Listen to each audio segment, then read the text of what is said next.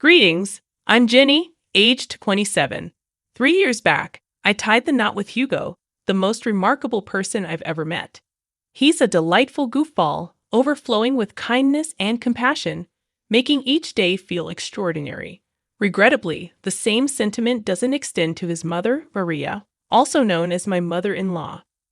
For reasons unknown, Maria has harbored animosity toward me since day one, a sentiment I comprehend.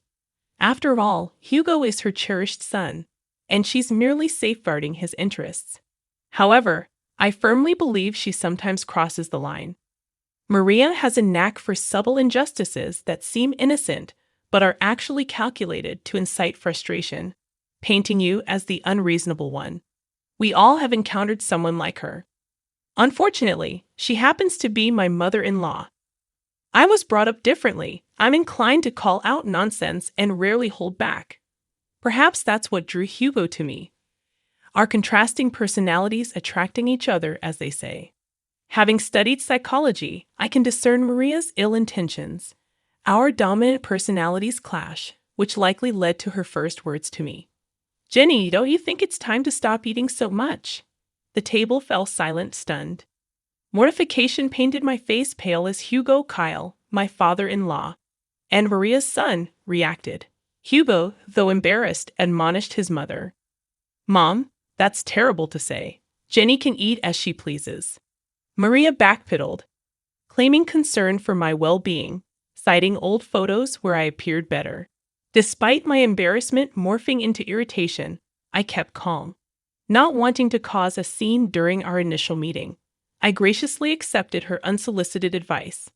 As time passed, such incidents increased in frequency and intensity.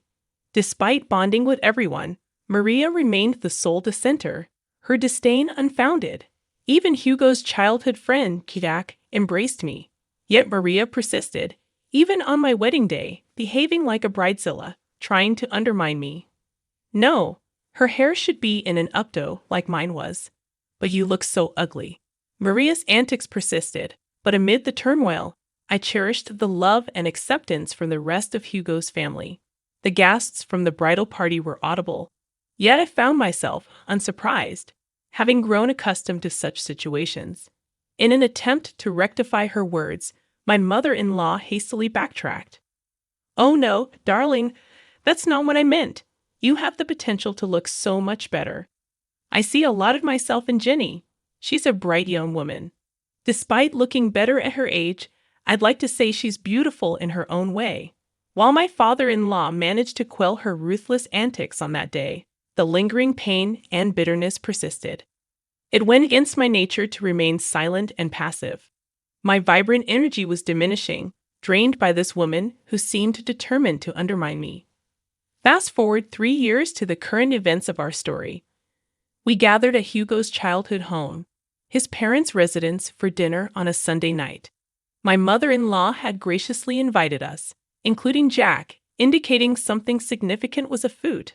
I had my suspicions, which were later confirmed, making the dinner plan seem more calculated. As the evening unfolded, my mother-in-law seized everyone's attention, announcing an important revelation. Armed with a paper, she began reading. "Attention, everyone. I have an announcement. Since my birthday is approaching, I want to share my plans. We're going to Hawaii." The paper confirmed the trip, met with excitement from everyone at the table. "That sounds fantastic." "What? Amazing news, Jenny. I've always wanted to go to Hawaii. This is great news. I'm so excited. Thanks so much, Ma." "Actually, you're not coming." "Honey, what do you mean? This wasn't part of the plan." I made some last-minute changes and canceled her ticket before incurring extra charges. So, my ticket was already purchased, and she just canceled it. Why does she hate me so much? Mom, what are you talking about? In the ensuing chaos, Jack and I remained silent. Harsh words flew back and forth until Maria finally offered an explanation. Okay, fine. I'll tell you why I thought Jenny shouldn't join the family event. As I'm getting older, I want to spend my remaining years with those I care about most. Unfortunately, Jenny doesn't belong on that list. Mom, really? What's wrong with you? Nothing's wrong with me. I'm just saying Jenny can't be considered family since she's not related by blood. By that logic, Jack shouldn't go either, right? He's not technically family, as you're stating. But we all know that's preposterous. He is part of the family. Since Hugo and Jenny got married, she's family too. Well, Jack is different. He's always been here, our sweet baby angel. But Jenny hasn't. I'm just not comfortable with her on the trip. It's my birthday, and I get to decide. Come on, Jenny, we're leaving. My resolute no reverberated through the room, capturing everyone's attention, including my adversary, who had been struggling to contain a smile. However, her expression turned serious at once. Maria, it's been evident from the start that you harbor disdain toward me. For 3 years, I've endured your unbearable behavior. Do you think we're blind to your actions? Do you believe we don't see your narcissism?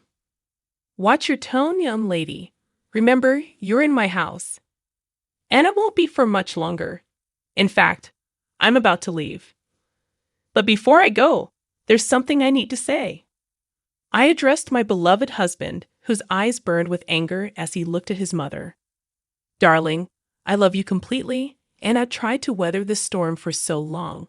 But it's clear now that your mother will never embrace me into this family, no matter how hard I try or how often I hold my tongue. She'll always find fault with me. You should go on this trip. You can't miss it. Despite her quirks, she's still your mother, and you love her, and she loves you. So go. Don't worry about me. I'll manage.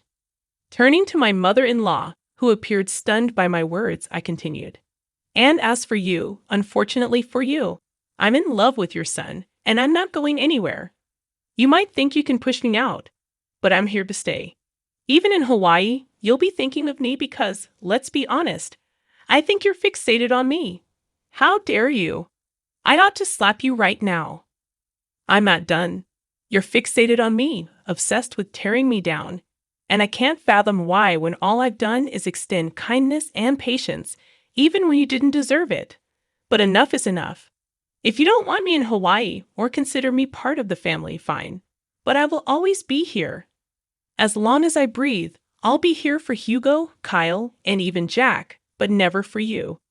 In that moment, I realized I had finally silenced her. She stood with her mouth agape, seemingly searching for words that her mind wouldn't allow. I bid farewell to the other family members, kissed my husband on the cheek, and headed towards the exit. Let me drive you home, at least. I can't let you take a cab.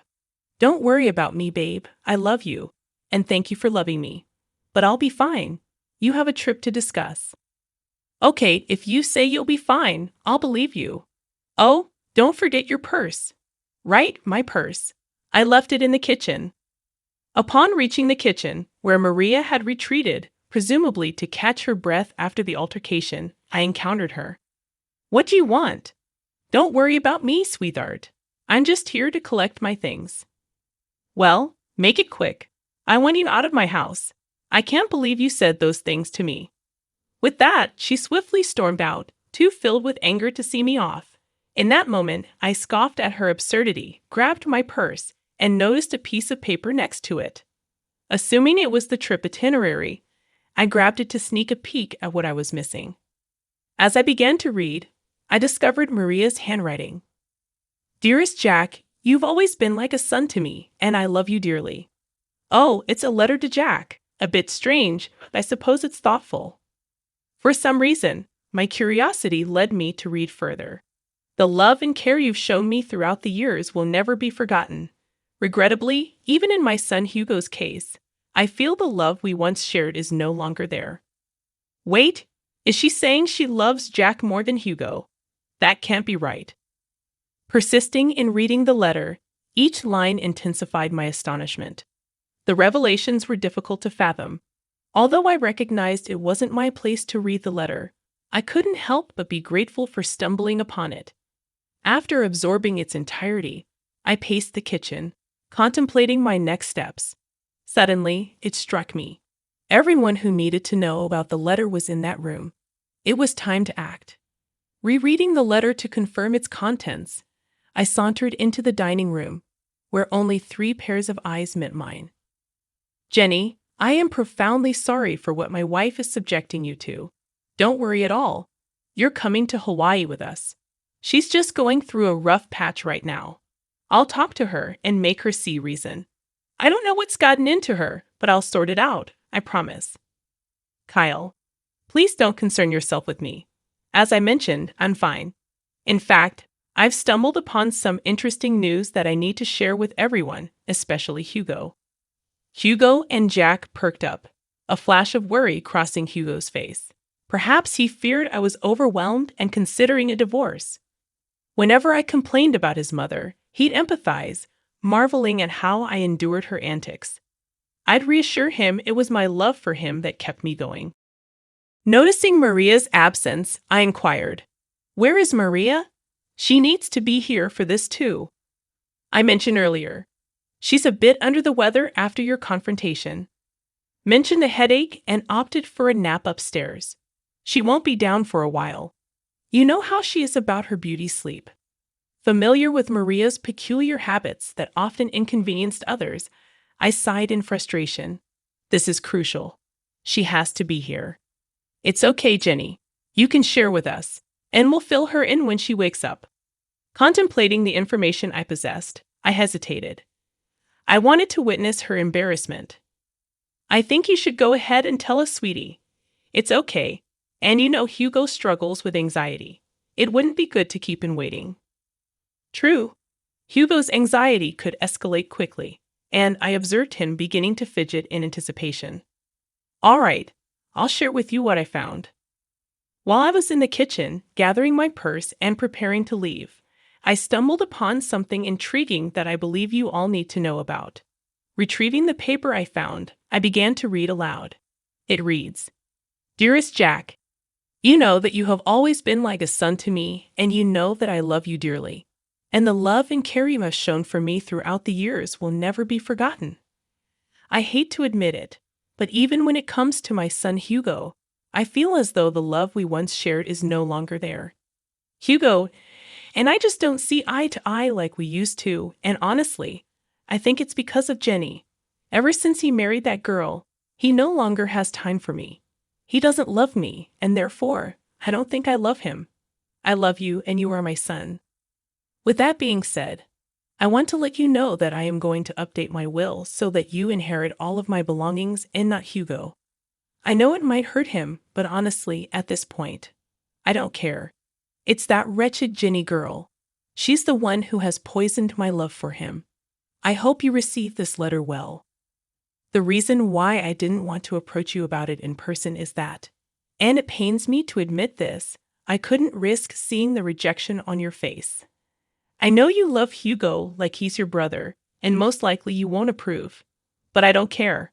I'm giving you everything, the money, the house, the cars, and even my small businesses. They're all yours, whether you like it or not. If you want to talk about this further, please call me, and we can discuss it. I look forward to hearing your response. I will love you forever and always, your second mom." After finishing the letter, I glanced up to witness a flurry of mixed emotions. Kyle appeared on the verge of tears. Jack seemed stunned, but Hugo looked like he was on the brink of losing his temper. I can't believe she said all those things. Is she serious? So, she'd exclude me from her, well, just to spite me and Jenny? She's officially lost her mind, guys. I don't even know what to say. This has gone too far. I'm fed up with her toxic behavior. What are we going to do? In that moment, I had an idea. A week passed, and it was time for the planned Hawaii trip. Maria woke up to find a letter from her husband on her bedside table. It read, "Good morning, beautiful. We decided to let you catch up on your beauty sleep. Don't worry, your bags are packed. Just meet us at the airport." Maria hurriedly got ready and rushed to the airport, searching frantically for her travel companions. She tried calling them, but no one answered. Assuming they had already boarded, she boarded her flight, hoping to catch up with them in Hawaii. During the 12-hour flight, she landed and video called Kyle. "Hey, Kyle. Where are you guys? I woke up late and found your note, but none of you are answering. I assumed you boarded without me. Where are you? Let's start the festivities. That won't be happening, Maria. What do you mean? Where are you? I'm at home. What? Why are you at home? You see, Maria, Jenny brought some important information to our attention last week, and since then, we decided we'd rather spend time in Florida with her than anywhere else with you. Maria gasped. You think we wouldn't find out? What, my baby? Don't baby me. You were really going to cut me out of the will, Mom. Who? How did you even find out about that? Oh, that wretched girl you despise so much. Jenny found your letter in the kitchen. I don't know what you're talking about, Maria. Lying right now is only adding more nails to the coffin. Jack, tell them. You've got to believe me. I did nothing of this sort. We all read the letter, Maria. The game is up. But I didn't do anything. Jenny is making everything up. Oh, am I? You are so pathetic. It actually makes me sick. We all know what you said and what you tried to do. Thank goodness I was nosy enough to read the whole thing. Hugo, Kyle, please. No, Maria. Enough is enough. You're done. You don't get to say anything else. You messed up big time. Your hatred has caused you to be blind. Now you have to suffer the consequences of being alone on your birthday because of what you've done. I hope you can use this time in Hawaii to reflect on your actions. But I'll be alone. It won't be fun. Maybe people would like to hang out with you more if you weren't such a raging witch. Have fun. And with that, Kyle hung up the phone. We all let out a sigh of relief. I was the first person to start laughing, eventually joined by Hugo, and before we knew it, we were all bursting with laughter at the dining table, just laughing at the sheer absurdity of the situation. The look on her face once she realized the game was up was priceless. Her face turned pale, all the blood drained from her face, and it was evident that it was the first time in a long time that she felt embarrassed. Marianne had to spend her vacation alone, frequently calling Kyle to see if he would at least come and join her because canceling the reservations she made would be expensive. But every time he kept denying it, stating that when she comes back, they were going to have to implement some ground rules if she still wanted to be married to him. Maria began to be very apologetic and frantic, a complete 180 from her usual demeanor, which was genuinely surprising. Hugo also mentioned that if Maria still wanted to be in his life, she had to make a drastic change in her attitude. Otherwise, he was ready to walk out of her life forever. Their relationship remained rocky, and Hugo asserted that if Maria ever disrespected him again, even with the smallest snide remark, he would cut her off completely, just as she had planned for him. As for Jack, he decided it was best to stop being overly accommodating to Maria, as it was clearly enabling her toxic behavior. So not only did Maria end up spending a miserable time in a beautiful place, but she also risked losing the 3 most important people in her life. She now has very strained relationships with all of them, and she has to change for the better. Regarding me, I messaged her, stating that I need time to decide if I'm going to forgive her for all of her injustices. She was apologetic and begged me to talk some sense into the men in her life. I refused, stating that this is the bed she made for herself, and now she has to lie in it. To this day, Maria is still attempting to mend the very broken relationships that she caused. I just hope she learned her lesson.